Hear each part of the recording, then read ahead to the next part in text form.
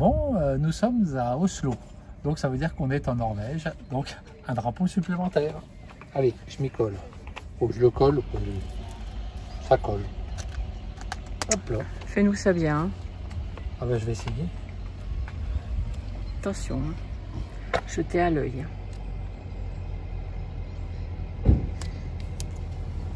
Super, yes.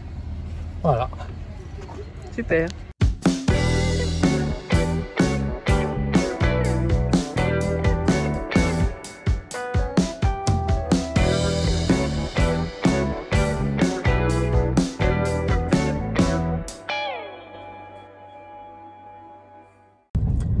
Salut les petits loupards. Alors nouvelle vidéo, on rentre vraiment dans le cœur du sujet. Nous voilà en Norvège.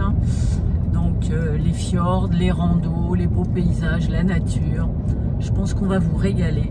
Et on va se régaler aussi d'ailleurs, j'espère. Et on va se régaler aussi. Voilà. Alors là, c'est le tremplin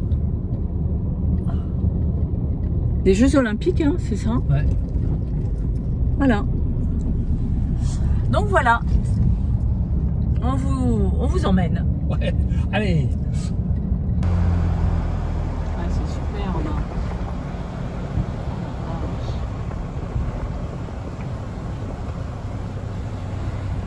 On va passer dessous, je pense.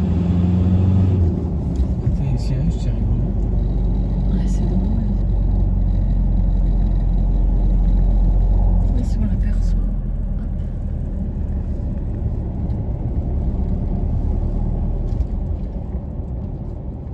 Et puis nous avons eu pas mal de problèmes, des petits et puis des beaucoup plus importants. Bon alors comme je viens de vous le dire, nous allons aller crescendo. On va commencer par le premier petit souci qui n'est pas très grave mais un peu embêtant. Nous avions cette bouilloire qui fonctionnait donc aux 12 volts sur une prise allume-cigare et elle est tombée en panne. Le problème, c'est que ça nous force maintenant à utiliser beaucoup de gaz et nous n'avons pas d'adaptateur de gaz pour remplir nos bouteilles dans tous les pays scandinaves. Donc on en cherche désespérément une. On a déjà fait un certain nombre de magasins de bricolage ou de camping-car, on n'en trouve pas. Nous sommes toujours à la recherche de notre bouilloire. Donc après avoir été dans plusieurs supermarchés ou magasins d'électroménager, là, on va se tenter le deuxième concession de camping-car. Et on croise les doigts, on va finir par en trouver une.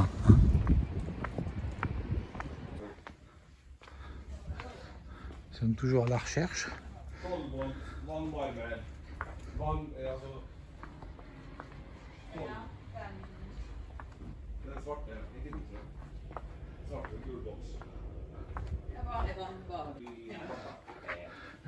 Alors il n'y avait pas en magasin, le commercial vient de chercher, il l'a sur son écran et il me dit qu'il peut l'avoir dans 2 heures. Donc bah bien sûr qu'on a plein de trucs à faire dans cette ville, donc on repassera dans 2 heures. Alors je vais vous montrer un truc. On n'a pas filmé dans la boutique de camping-car, mais ça y est, un de nos petits problèmes a été solutionné. Et je le prouve. Bon, ceux qui la connaissaient ne voient pas franchement la différence, mais celle-ci est neuve. En fait, la seule différence, c'est que le capot de la précédente était noir, alors que celui-ci est gris. Il nous a vendu exactement la même. On espère juste qu'elle durera un peu plus longtemps. Le deuxième problème est un peu plus embêtant. En fait, depuis que nous sommes partis, nous avons essuyé souvent des trompes d'eau, un très très mauvais temps. Et s'en est suivi de l'eau dans la Capucine. Alors on ne sait pas vraiment d'où ça vient cette eau. Est-ce qu'effectivement on a une fuite ou est-ce que c'est juste un problème de condensation, toujours est-il que on a quand même une grosse humidité dans cette Capucine et on se pose des questions. Alors la fuite, on avait déjà eu une fuite il y a 2 ans. Je vous mets d'ailleurs le lien de la vidéo où on en parle. En fait, c'était le turbovent qui fuyait. Ça avait été réparé par Cellule Touareg. Mais là, c'est plus vicelard. On n'arrive vraiment pas à voir si c'est une fuite ou autre chose. Toujours est-il que là, avec le retour d'un temps un peu plus sec, et puis avec ce, comment dire, ce nouvel appareil que nous avons mis au point, je vais vous montrer juste après, on a réussi à tout faire sécher, et depuis, il semblerait que nous n'ayons plus de traces d'humidité. À suivre.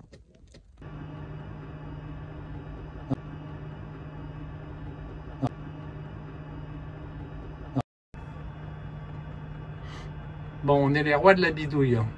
On s'est aperçu qu'on avait un peu de l'humidité sous les matelas. Alors, soit c'est de la condensation, soit effectivement avec les trompes d'eau qu'on a pris, bah, on a une fuite quelque part. Toujours est-il qu'on a décidé de faire un système pour réchauffer le dessous du lit et éventuellement faire sécher l'humidité. On a trouvé ce tuyau dans un espèce de magasin de bricolage et ça s'adapte pile poil sur une des deux buses de chauffage. Donc on va tenter, on verra bien ce qui se donne. Alors on n'avait pas vraiment prévu d'aller visiter Oslo, c'était vraiment sur notre liste de choses à faire. Mais bon, comme vous avez vu, j'ai cassé l'appareil photo, donc on va essayer de trouver un réparateur. On a trouvé deux, trois. Moi je viens de faire tomber l'appareil photo par terre, j'ai gravé les boules. Là maintenant il y a un jeu terrible là dans l'objectif. Là vous voyez. Donc là, on peut plus s'en servir, il est en panne. En plus j'ai l'impression que le capteur stabilisé a ramassé aussi. Donc fin de chantier pour l'appareil photo pendant le voyage. J'amènerai chez un photographe quand on rentrera pour voir s'il peut y faire quelque chose ou si c'est poubelle. Ça m'embêterait un peu quand même. J'ai grave les boules. On a trouvé 2-3 adresses, donc on va voir si quelqu'un peut faire quelque chose pour nous à Oslo. Alors contrairement aux apparences, on n'est pas dans un train touristique, on est dans le métro d'Oslo. C'est curieux, on est en pleine nature. De loin, on voit le beau temps. Bon, on avait trouvé un atelier de réparation d'appareils photo paumé dans un quartier, donc on y est allé. On est tombé sur un type, c'est sympa, quoi, qui nous a expliqué qu'il pouvait rien faire, donc il était très sympa. Et que la meilleure des choses, c'était de racheter un objectif pour la fin des vacances. C'est une solution qui ne nous va pas fatalement. Donc je pense qu'on va essayer de faire sans appareil photo pendant ce périple, et puis on enverra l'appareil chez Panasonic au retour de notre voyage. On commence à monter dans la montagne avec notre métro.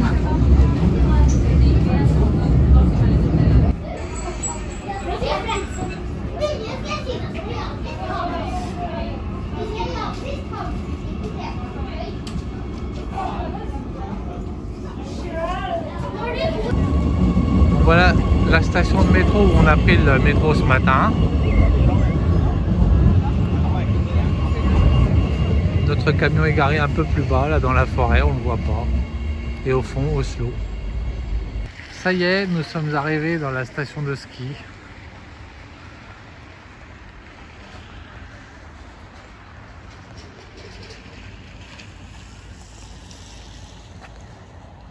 Un coup d'œil extraordinaire sur tout Oslo.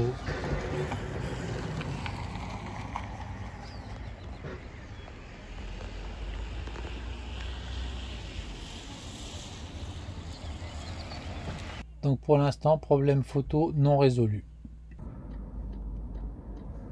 Bon, nous avons des bruits très bizarres dans la direction, ou quoi, du moins on ne sait pas exactement d'où ça provient.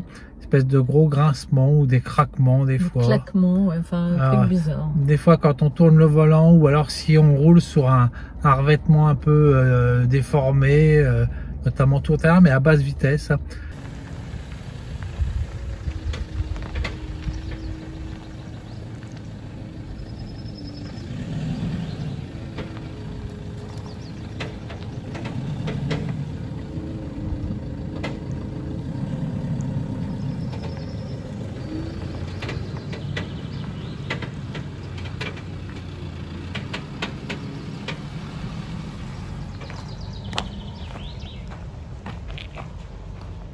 ça le fait de plus en plus, donc ça commence à nous inquiéter. Donc on va aller voir, on a vu qu'un peu plus loin il y avait un garage Ford, donc on va s'y rendre pour voir s'ils arrivent à diagnostiquer le truc et savoir si c'est grave ou pas.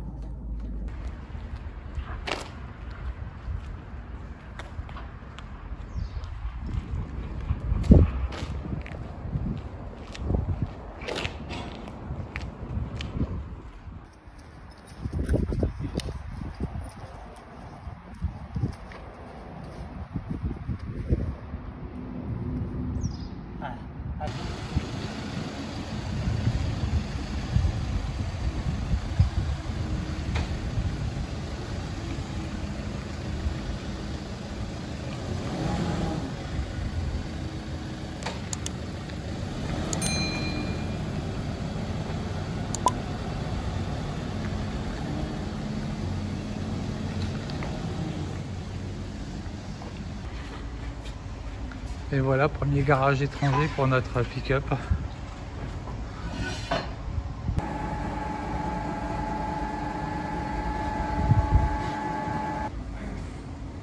Bon, toujours plus haut. On va voir ce qu'il trouve là-dessous.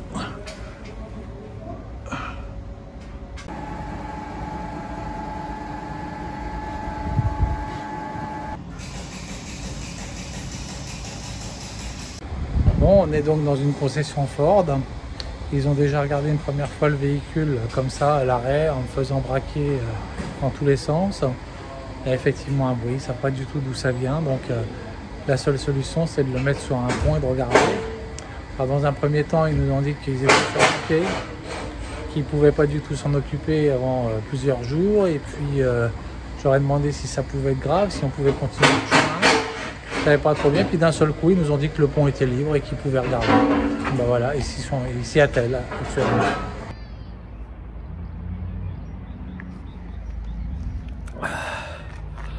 Bon, si je vous ai montré le blindage, c'est parce qu'en fait lors de notre séjour dans le garage, donc ils ont regardé sous tous les angles le véhicule, et pour mieux regarder ils ont fini par démonter la plaque de blindage avant. Ils ont continué à regarder et ils n'ont rien trouvé. Moralité, ils ont refermé le blindage.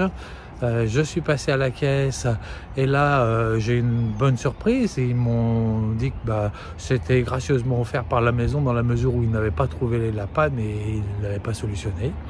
Et donc on est reparti. Et ça fait maintenant pas mal de jours qu'on est reparti, donc on n'a pas voulu crier victoire trop vite, mais il s'avère qu'il n'y a plus aucun bruit. Et vraisemblablement, c'est cette plaque de blindage qui devait se desserrer ou qui avait été mal reposée lors d'une précédente révision et qui grinçait un maximum. Mais là, ouf, c'est terminé pour ce petit problème. Et bien voilà, c'est terminé. Bon comme vous pouvez le constater, tous ces petits emmerdes font partie bien souvent du voyage en fait. Il y a des aléas, c'est ce qui rend le truc un peu intéressant, et puis avec un peu de piment. Et puis vous avez vu, la plupart de nos emmerdes entre guillemets n'étaient pas bien graves. Le seul qui me met encore grave les boules, c'est l'appareil photo. Je l'ai réessayé là il y a quelques jours, il fonctionne, mais c'est vrai que l'objectif ne tient plus, donc il y a un truc qui a dû être pété à l'intérieur. Bon je le ferai réparer en France, on verra bien. Sur ce, il me reste plus qu'à vous souhaiter une bonne semaine. Portez-vous bien. Et puis, on se retrouve bientôt. Salut!